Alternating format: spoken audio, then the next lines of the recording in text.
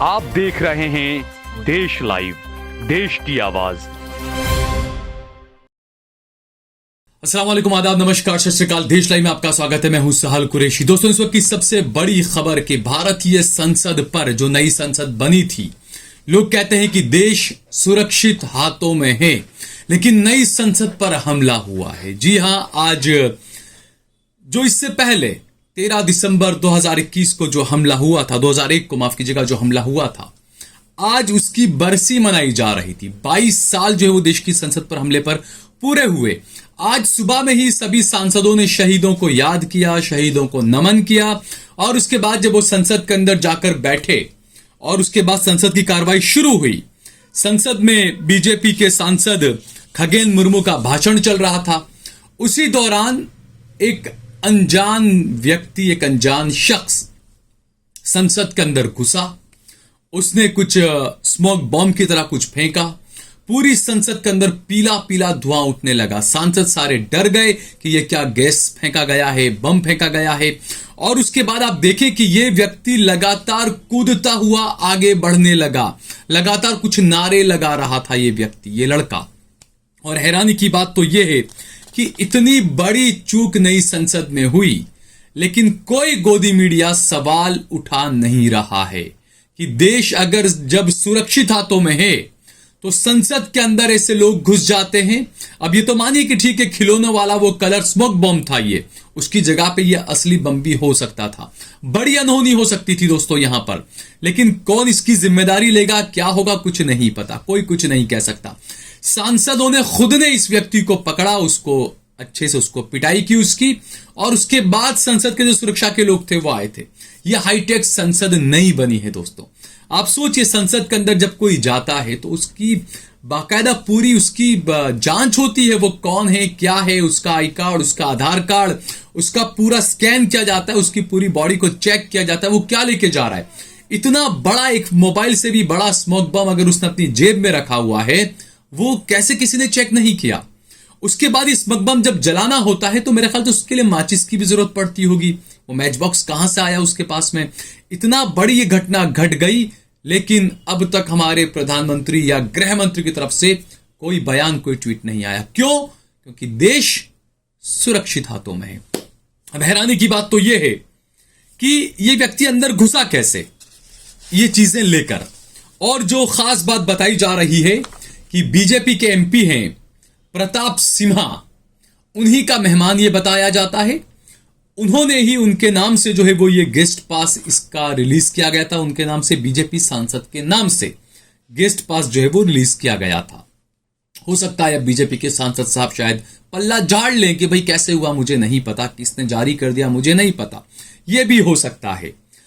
ये जो तमाम चीजें हो रही है, जिस तरीके से जो घटनाएं हो रही है, शक के घेरे में मीडिया भी। जब शुरुआत में ये खबरें आई तो हालांकि ये अकेला नहीं था, आज 4 लोगों की गिरफ्तारी हुई है। संसद के बाहर भी इसी तरह का हंगामा हुआ। संसद के बाहर भी एक महिला ने हंगामा किया, नारेबाजी की, और संसद के बाहर भी इस तरह का स्मोक बम जो है वो कलर स्मोक बम फोड़ा गया, फेंका गया। वहां पर भी धुआं धुआं हुआ। अब हैरानी की बात तो यह है कि मीडिया काफी घंटों तक इन 4 लोगों के नाम नहीं बता रही थी। क्यों? क्योंकि इनका नाम अब्दुल नहीं था, इनका नाम माजिद नहीं था, इनका नाम रुकैया नहीं था। इनका नाम क्या था? इनमें से एक महिला है, उसका नाम था नीलम। दूसरा जो व्यक्ति है उसका नाम था अमोल शिंदे। इसीलिए मीडिया को यह बताने में शर्म आ रही थी। अगर यही मुसलमान होते, कोई उर्दू नाम होता, तो अब तक तो मीडिया ने न जाने क्या कर दिया होता। अब तक ये साबित कर दिया होता मीडिया ने कि ये मोदी पर हमला करने ही आए थे, मोदी को मारने के लिए आए थे ये लोग, या रिहर्सल कर रहे थे हमले से पहले ये लोग, और ना जाने किन किन आतंकवादी संगठनों से इनका नाम जोड़ दिया गया होता। लेकिन चूंकि इनका नाम अमोल और नीलम है, इस वजह से इनका नाम जोड़ा नहीं गया, इनका नाम मीडिया में दिखाया भी नहीं गया शुरुआत में तो। और उसके बाद में जब सोशल मीडिया पे चलने लगी कुछ चीज, उसके बाद मीडिया ने नाम दिखाना शुरू किया। तो ये मीडिया का, आप इसे कमीनापन कहें, मक्कारी कहें, गोदी मीडिया की, जो कहना चाहें आप कह सकते हैं। बहरहाल ये तमाम चीजें हुई, आरोपियों को गिरफ्तार किया गया है, 4 आरोपी पकड़े गए हैं। आईबी ने और दिल्ली पुलिस ने इनसे पूछताछ शुरू कर दी है। उसके बाद दोबारा संसद की कार्रवाई शुरू हुई। स्पीकर साहब थे हमारे माथुर साहब। माथुर साहब ने सांसदों से कहा कि नहीं कुछ नहीं, ये तो ऐसे खिलौना बम था, जांच हो गई है, वो ज्यादा खतरनाक कुछ नहीं था। उसके बाद वो संसद की कार्रवाई को आगे बढ़ाने लगे, लेकिन विपक्षी सांसदों ने हंगामा शुरू कर दिया। विपक्षी सांसदों ने कहा कि इस मामले पर इतना बड़ा सिक्योरिटी ब्रीच हुआ है, इस पर कार्रवाई होनी चाहिए, इस पर संसद के अंदर बहस भी होनी चाहिए। और उसके बाद में मांग उठने लगी कि संसद में बहस हो। हैरानी की बात तो यह है कि ये जो तमाम चीजें हुई, एक बात पर किसी ने ध्यान नहीं दिया और कोई गोदी मीडिया इस बात को मुझे नहीं लगता कि उठाएगा। मोदी जी, ये आपके लिए रेड सिग्नल है। क्यों? इसकी वजह, ये जो महिला है नीलम, हरियाणा के हिसार की रहने वाली है, ये नारेबाजी कर रही थी कि जिस तरीके से बेरोजगारों के आवाज को कुचला जा रहा है। ये कह रही है कि मैं एक स्टूडेंट हूं, मैं किसी संगठन से जुड़ी हुई नहीं हूं, मैं बेरोजगार हूं, मेरे मां बाप मजदूर किसान हैं, वो लोग मेहनत करते हैं, लेकिन हमारे आवाज को दबाया जाता है। और जो चीजें जो वहां पर नारेबाजी की गई, ये लगातार सवाल उठाने वाली है। बीजेपी और नरेंद्र मोदी के लिए खतरे की घंटी है कि बेरोजगारों ने इस तरीके से संसद के अंदर घुसकर नारेबाजी की है और कहा है कि आप तानाशाह हैं, आप बेरोजगारों की, आप गरीबों की आवाज को दबा रहे हैं। कहीं ना कहीं यहां पर राहुल गांधी आज सही साबित हो गए दोस्तों। और जो मैं कह रहा हूं कि नरेंद्र मोदी और बीजेपी के लिए ये रेड लाइट है, एक सिग्नल है, ये समझ जाइए आप, वरना श्रीलंका को याद करिए। लेकिन उससे पहले आपको श्रीलंका के कुछ वीडियो वगैरह कुछ और बताऊंगा, लेकिन उससे पहले ये जो लड़की है, जो महिला है नीलम, उसने क्या कुछ कहा जब दिल्ली पुलिस ने उसको गिरफ्तार किया, तो वो क्या कुछ कह रही थी, क्या नारे लगा रही थी, आप कुछ। मेरा नाम नीलम है और हर बंदा हमारे तो ये जो पटाखे फोड़े आप लोगों ने, नारेबाजी की, क्या नाराजगी है आपकी? हमारी भारत सरकार है, जो हम पे ये अत्याचार हो रहे हैं, हम अपनी हकों की जो बात करते हैं, लाठीचार्ज करके हमको अंदर डाला जाता है, टॉर्चर किया जाता है, तो हमारे पास कोई माध्यम नहीं। कोई डायरेक्ट वजह है, कोई वजह है, किसी संगठन से हैं आप? नहीं, हम किसी संगठन से नहीं है, आम जनता है, स्टूडेंट है हम, क्योंकि हम बेरोजगार हैं। हमारे माता पिता इतना काम करते हैं, मजदूर, किसान, छोटे व्यापारी, दुकानदार, लेकिन किसी की बात नहीं सुनी जाती। ये हर जगह हमारी आवाज को दबाने की कोशिश करते हैं। ये तानाशाही नहीं चलेगी, तानाशाही बंद करो, तानाशाही बंद करो, तानाशाही नहीं चलेगी। भारत माता की जय। सुना आपने, नीलम कह रही है मैं बेरोजगार युवा हूं, मैं एक स्टूडेंट हूं, अत्याचार क्यों किया जा रहा है, हम पर लाठीचार्ज क्यों किया जा रहा है, तानाशाही क्यों की जा रही है, हमारे माँ बाप किसान मजदूर हैं, हमारे आवाज को क्यों दबाया जा रहा है, हम बेरोजगार हैं। ये नीलम की जो चीखें हैं, गोदी मीडिया में बैठे हुए, स्टूडियो में बैठे हुए सूट बूट वाले एंकरों को भी सुननी चाहिए, प्रधानमंत्री नरेंद्र मोदी को भी सुननी चाहिए।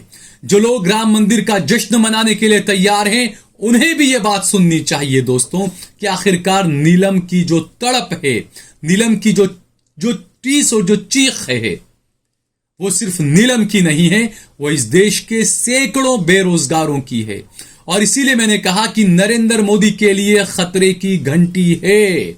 वो इसलिए क्योंकि आपको याद होगा अगस्त 2022 के अंदर श्रीलंकाई पार्लियामेंट पर, श्रीलंका के राष्ट्रपति भवन पर वहां की जनता ने आक्रमण कर दिया था। बाकायदा वहां की जनता घुस गई थी संसद के अंदर, संसद में खूब हंगामा मचाया था, राष्ट्रपति भवन के अंदर घुस गए थे, राष्ट्रपति भवन में खूब हंगामा मचाया था, वहां के स्विमिंग पूल के अंदर, वहां के अलमीरा को तोड़ना, पैसे गिनते हुए लोग नजर आए थे।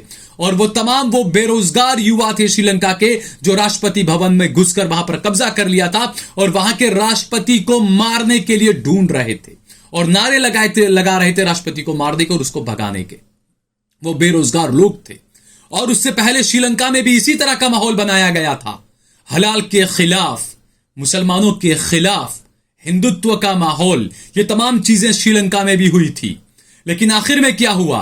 आखिर में यही हुआ कि हजारों की तादाद में, लाखों की तादाद में श्रीलंका का बेरोजगार युवा राष्ट्रपति भवन के अंदर घुस गया।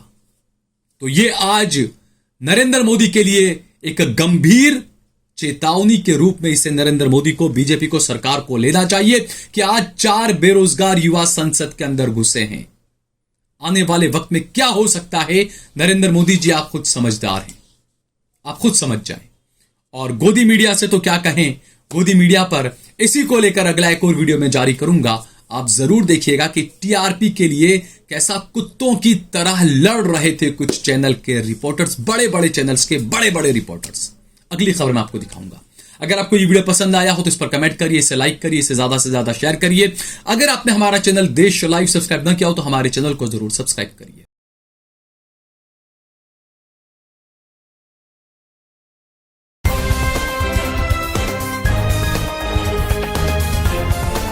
देश और दुनिया की तमाम छोटी और बड़ी खबरों के लिए हमारे चैनल को सब्सक्राइब करना न भूलें और बेल का बटन जरूर दबाएं।